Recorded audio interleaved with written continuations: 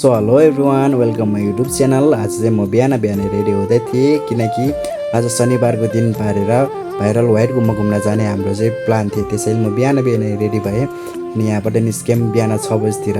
किन चाँडै निस्केँ भने आज शनिबारको दिन हो, अलि प्याक पनि हुन्छ, त्यो पनि दिउँसो 3 बजीसम्म मात्र खुल्ला हुन्छ भन्ने कुरा सुनेको भएर चाहिँ आज बिहानै जानुपर्छ भनेर हामी निस्केका थिएँ। हाम्रो ग्रुपमा चाहिँ 2टा ट्याक्सी अनि 2टा बाइक चाहिँ फुल थियो, लगभग 14-15 जना थिए। त्यति मिलेर आज हामी घुम्न गएको थिएँ। तर लास्टै गाह्रो भयो, यताबाट 6 बजीतिर निस्केको, उता लगभग 9 बजीतिर पुग्यो किनकि आज लास्टै धेरै जाम थियो। धेरै जाम भएको कारण चाहिँ हामी त्यहाँ पुग्नलाई लास्टै ढिलो भयो।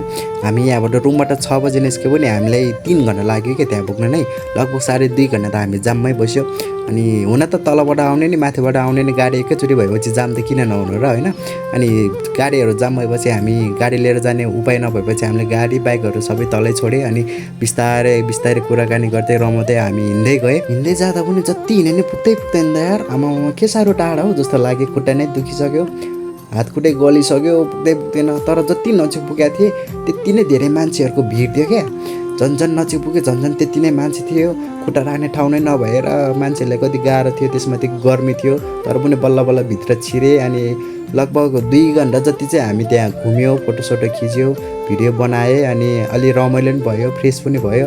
आज चाहिँ अनि लास्ट दिन जस्तो पनि चलेको थियो, त्यही भएर नि होला मान्छेहरू सबैजना थियो। आज शनिबारको दिन, त्यसमाथि सबैको छुट्टी हुन्छ, सबैजना आएको। लगभग 2-3 लाख जति चाहिँ मान्छेहरू थिए। त्यस बिचमा नै अब रमायो, घुम्यो। यस्तै गरेर हामी चाहिँ फर्केँ। अब अर्को भिडियोमा भेटौँला। हस् त, बाई।